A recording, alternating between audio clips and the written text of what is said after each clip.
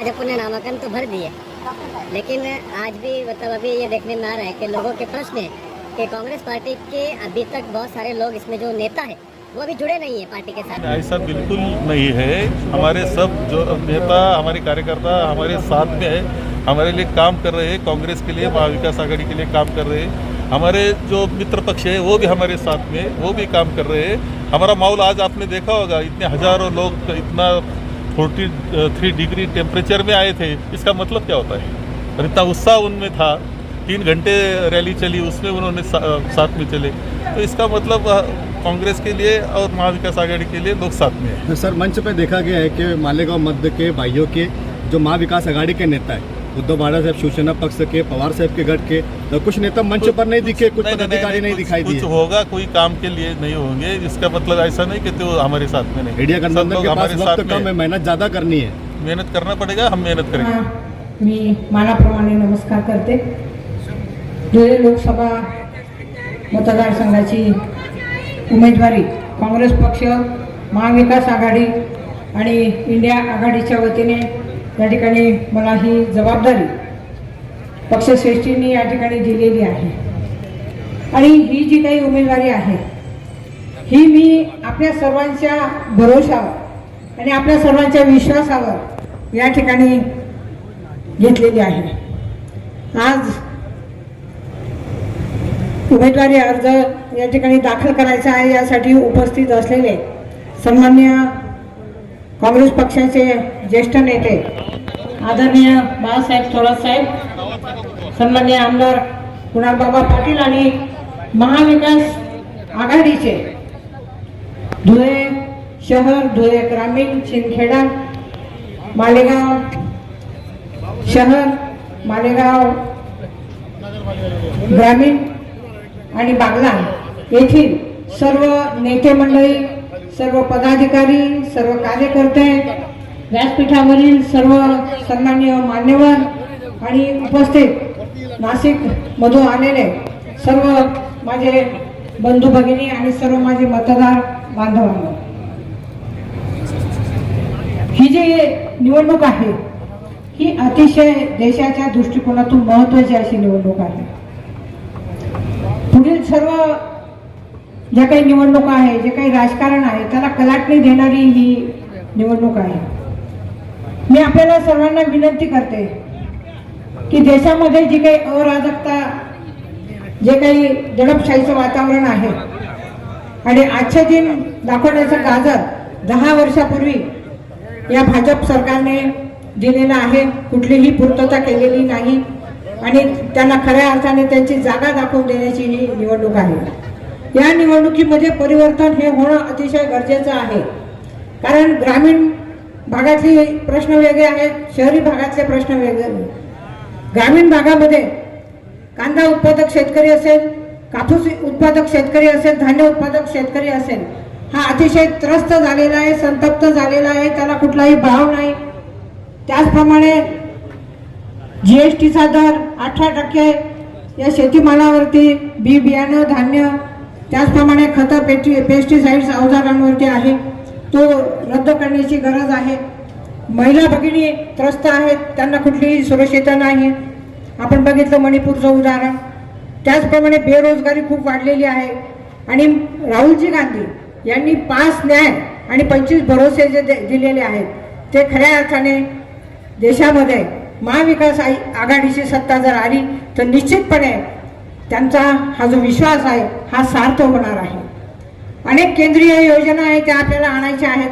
पिण्याच्या पाण्याचे प्रश्न सोडवायचे आहेत, त्याचप्रमाणे शेतीच्या पाण्याचे प्रश्न सोडवायचे आहेत, औद्योगिक प्रगती या ठिकाणी आणायची आहे। या ठिकाणी मी आपल्याला एकच शब्द देते की आपल्या आशीर्वादाने मी खासदार झाल्यानंतर निश्चितपणे धुळे लोकसभा मतदारसंघाचा प्रामाणिकपणे विकास आपल्या सगळ्यांना बरोबर घेऊन करेल। मी आपल्या सगळ्यांना विनंती करते की एवढ्या मोठ्या संख्येने आपण या ठिकाणी मला आशीर्वाद देण्यासाठी आलेले आहात। मी आपल्याप्रती ऋण व्यक्त करते आणि विनंती करते की 20 तारखेला महाविकास आघाडीची जे पंजा निशाणी आहे, पंजा निशाणी समोरील बटन दाबून मला आपण प्रचंड मताधिक्याने विजयी करा, ही मी नम्र विनंती करते। कारण माझा जन्म धुळ्यातला आहे, माझं शिक्षण प्राथमिक धुळ्यात झालेलं आहे, त्याचप्रमाणे मी धुळ्याची पालकमंत्री म्हणून काम केलेलं आहे आणि मालेगावमध्ये माझं माध्यमिक शिक्षण झालेलं आहे. कसमादेची मी कन्या आणि सून आहे. खानदेशचं माझं सर्व नातं त्या ठिकाणी आहे आणि कर्मभूमी माझी नाशिक आहे, परंतु तिथला मी कर्मभूमी म्हणून विकास केलेला आहे. जन्मभूमीचा विकास करण्याची संधी मला आपण प्राप्त करून द्या आणि 20 मेला पंजा निशाणी समोरील बटन दाबून मला प्रचंड मताधिक्याने विजय करा अशी मी विनंती करते. कोण कोण मला मत देणार शे पंजाले हात वर करा. धन्यवाद. जय हिंद.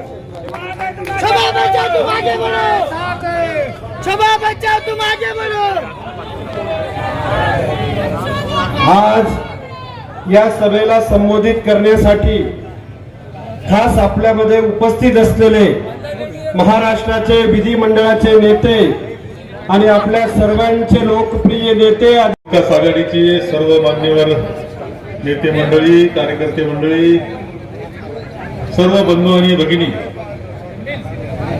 आज आपण महाविकास आघाडीचे काँग्रेस पक्षाचे अधिकृत उमेदवार शोभाताई बच्छाव यांचं नॉमिनेशन आपण भरणार आहोत. शेवटचा तास आता उरलेला आहे, त्यामुळे ते नॉमिनेशन करता आम्हाला जायचं. काही आपले प्रमुख कार्यकर्ते जाणार आहेत. खरं तुमच्या सगळ्यांची रॅली आज पाहिली आम्ही. आता जे तापमान आहे ते 43 डिग्री तापमान आता धुळ्यामध्ये आहे. 43 डिग्री. एवढ्या मोठ्या तापमानामध्ये सुद्धा आपण हजारोच्या संख्येनं आले, उत्साहाने सामील झाले, आनंदाने घोषणा दिल्या आणि शोभाताईला आपण महाविकास आघाडीला जो पाठिंबा दिला याबद्दल पहिले तुमच्या सगळ्यांचे आभार. खरं सांगतो, वर आम्ही गाडीवर होतो, पुढं नजर जिथपर्यंत जात होती तिथपर्यंत तुम्ही माणसं प्रचंड संख्या दिसत होती. हजारामध्ये किती हजार याचा अंदाज तुम्ही उद्या फोटो येतील त्यानंतर तुमच्या सगळ्यांच्या लक्षात काय येतं. हा जो पाठिंबा आहे तुमचा, हा अत्यंत महत्वाचा पाठिंबा आहे, मनापासून दिलेला पाठिंबा आहे. शोभाताई ह्या धुळ्याची लेक आहे. धुळ्यामध्ये त्यांचा जन्म झालेला आहे. प्राथमिक शिक्षण त्यांचं धुळ्यामध्ये झालेलं आहे. सुनबाई सुद्धा त्या आहे मालेगाव आणि तुमच्या सगळ्या या पट्ट्याच्या खांद्याच्या पट्ट्याच्या त्या सुनबाई आहे, लेक आहेत, माहेरवासीन आहेत. परंतु नाशिक मध्ये जाऊन आपल्या या लेकीनं जे कर्तृत्व गाजवलं ते सुद्धा मुद्दाम तपासून पहा. 3 वेळेस नगरसेवक झाल्या, तिथे त्या महापौर झाल्या, तिथे ते आमदार झाल्या, तिथे त्या मंत्री म्हणून राज्याचं काम त्यांनी केलं. अरे आपली लेख किती कर्तृत्वाने हे वेगळं सांगण्याची आवश्यकता नाही. अशा कर्तृत्वान लेखीला पुन्हा एकदा एक संधी देण्याची जबाबदारी तुमच्यावर आलेली आहे आणि मला खात्री आहे की आपण सर्वजण जे मतदार आहात ते पूर्णपणे शोभाताईंना चांगल्या पद्धतीने कराल आणि या कर्तृत्वान अशा आपल्या बहिणीला, आपल्या लेकीला लोकसभेमध्ये पाठवल्याची खात्री मला निश्चितपणे वाटते आहे. खरं ते राज्य एकत्र पाहतोय, राज्यामध्ये राज्य सरकारबद्दल प्रचंड नाराजी आहे. सगळीकडे आवाज येत असतो 50 खोके तुम्हाला माहिती आले कुठून 50 खोके. अरे या राज्यामध्ये आमदार मंडळीची सत्ताधारी ती गोळीबार करते, पोलीस स्टेशनला गोळीबार करते. इथे अंमली पदार्थ सापडतात, नशेचे पदार्थ हजारो कोटीचे सापडतात. हे असं सरकार चाललेलं आहे.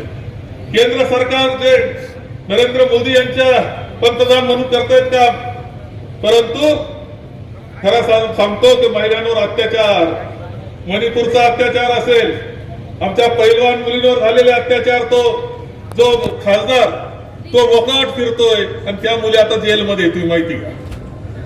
केजरीवाल जेलमध्ये आहे, दुसरे मुख्यमंत्री जेलमध्ये हेमंत सोरेन. शेतकऱ्यांच्या रस्त्यावर अडवलं गेलं, त्यांच्या अश्रुधूर आणि गोळ्या झाडल्या गेल्या, त्यांना दिल्लीमध्ये येऊ दिलं नाही मेळावा करायला. शेतकऱ्यांचे किती हाल आहे वेगळं सांगण्याची आवश्यकता नाही. हे केंद्र सरकार तुमचं आमचं बिलकुल नाही वस्तुस्थिती आहे. धन दांडगे ते सुद्धा थोडे. अरे शेतकऱ्यांची दशा ज्यावेळेस तुम्ही करता त्यावेळेस फक्त शेतकऱ्यांची दशा होत नाही तर बाजारपेठेची सुद्धा, आपल्या सगळ्या व्यापाऱ्यांचे सुद्धा हाल होतात. तुमचे कापसाचे बाजार होते, सोयाबीनचे बाजार होते, त्यावेळेस जी बाजारपेठ भरत होती ती आता भरते का हे व्यापाऱ्याला विचारा बरं. पैसेच नाही.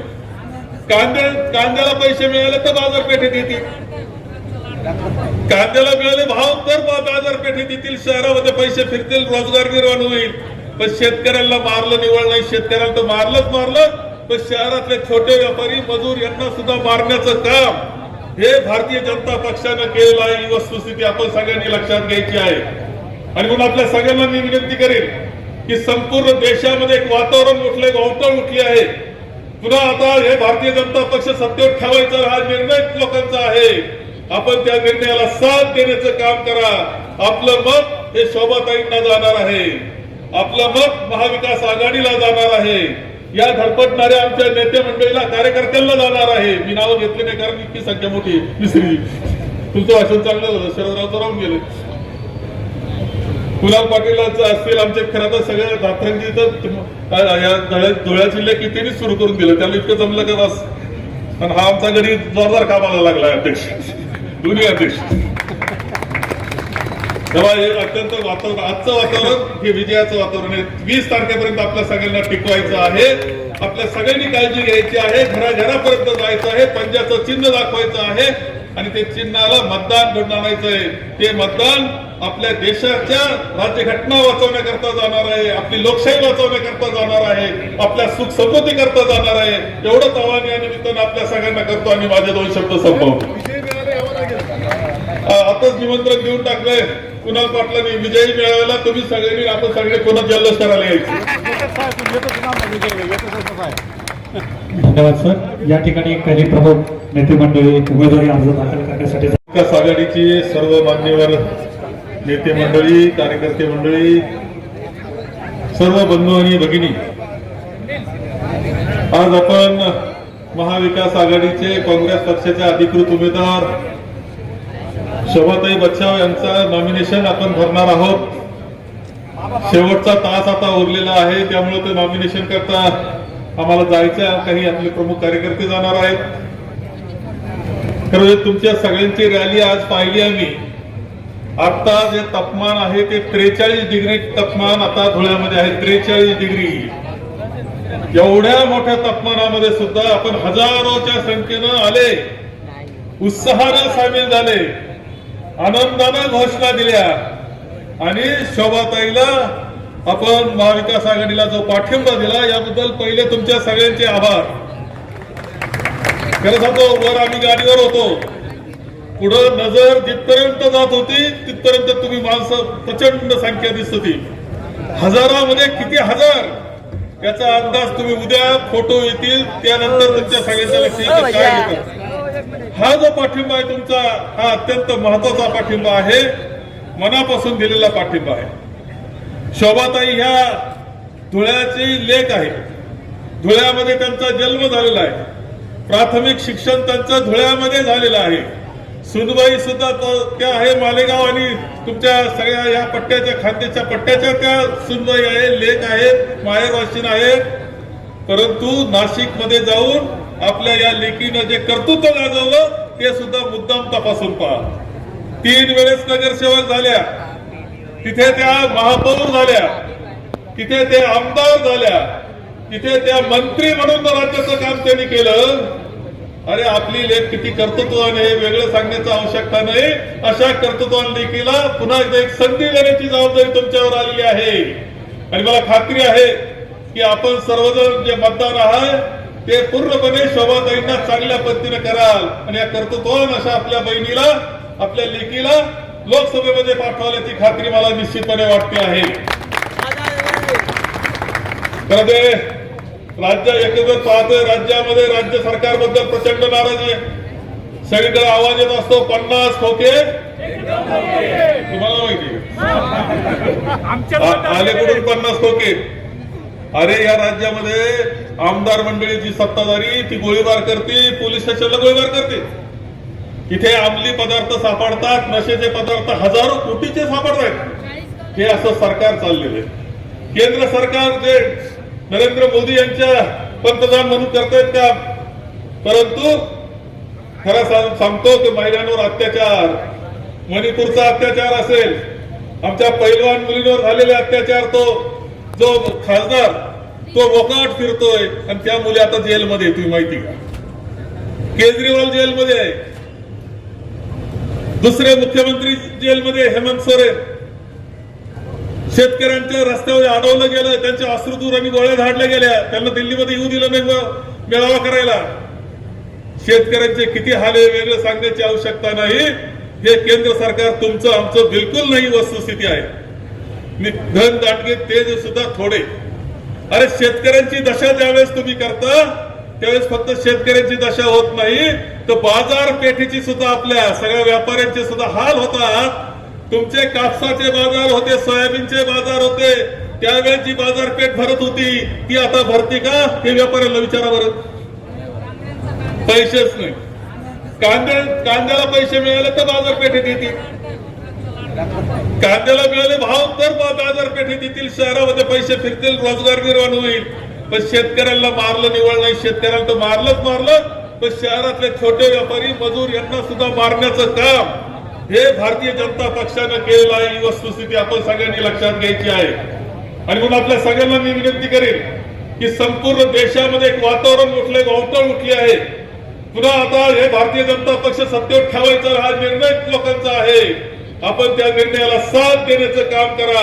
आपलं मत हे शोभाताईंना जाणार आहे, आपलं मत महाविकास आघाडीला जाणार आहे, या धडपडणाऱ्या आमच्या नेते मंडळीला कार्यकर्त्यांना जाणार आहे. मी नावं घेतले नाही कारण इतकी संख्या मोठी विसरली. तुमचं भाषण चांगलं झालं, शरदराव राहून गेले. कुणाल पाटीलच असतील आमचे, खरं तर सगळ्या दातरंगी धुळ्या जिल्हे कितीने सुरू करून दिलं, त्याला इतकं जमलं का बस. आणि हा आमचा घरी जोरदार कामाला लागला अध्यक्ष, दोन्ही अध्यक्ष. तेव्हा हे अत्यंत वातावरण, आजचं वातावरण हे विजयाचं वातावरण आहे. 20 तारखेपर्यंत आपल्या सगळ्यांना टिकवायचं आहे. आपल्या सगळ्यांनी काळजी घ्यायची आहे, घराघरापर्यंत जायचं आहे, पंजाचं चिन्ह दाखवायचं आहे आणि ते चिन्हाला मतदान घडून आणायचं आहे. ते मतदान आपल्या देशाच्या राज्यघटना वाचवण्याकरता जाणार आहे, आपली लोकशाही वाचवण्याकरता जाणार आहे, आपल्या सुख समृद्धी करता जाणार आहे. एवढंच आव्हान या निमित्तानं आपल्या सगळ्यांना करतो आणि माझे 2 शब्द संपवतो. आताच निमंत्रण देऊन टाकलंय कुणाल पाटलांनी विजयी मिळायला. तुम्ही सगळ्यांनी आपण सगळे पुन्हा जल्लोष करायला यायचे. धन्यवाद सर. या ठिकाणी काही प्रमुख नेते मंडळी उमेदवारी अर्ज दाखल करण्यासाठी शोभाताईंचा लोकसभेचा उमेदवारी अर्ज भरण्याकरता उपस्थित झालेले सर्वच इंडिया आघाडीच्या मंचावरती विराजमान असलेले तोलामोलाचे नेते मंडळी, सर्व पदाधिकारी, खास करून साही मतदारसंघामधून या ठिकाणी उपस्थित झालेले शोभाताईंना आशीर्वाद देण्याकरता जमलेले सटाणा बागलांपासून तर मालेगाव, शिंदखेडा, धुळे ग्रामीण, धुळे शहर, मालेगाव शहर या संपूर्ण लोकसभा मतदारसंघामधून आलेले सर्व मतदार बंधू, कार्यकर्ते, महाविकास आघाडीचे सर्वच पदाधिकारी, नेते बंधूंना आणि भगिनींना, खरं तर साहेब मी या ठिकाणी भाषण करायला उभा नाही, मी तुमचे आभार मानण्याकरता आज उभा राहिलेलो. कारण ज्या दिवशी ताईंची उमेदवारी या ठिकाणी जाहीर झाली आणि ताईंची उमेदवारी जाहीर झाल्यानंतर ताईंचा दौरा सुरू झाला आणि आम्ही धुळे तालुक्यामध्ये, धुळे शहरामध्ये, शिंदखेड्यामध्ये ताईंच्या बरोबर त्या ठिकाणी प्रत्येक गावागावामध्ये फिरत होतो. ताई नगरसेविकेपासून ताईंनी सुरुवात केली, त्यानंतर त्या आमदार झाल्या, त्यानंतर त्या मंत्री झाल्या, धुळ्याच्या पालकमंत्री म्हणून ताईंनी काम बघितलं.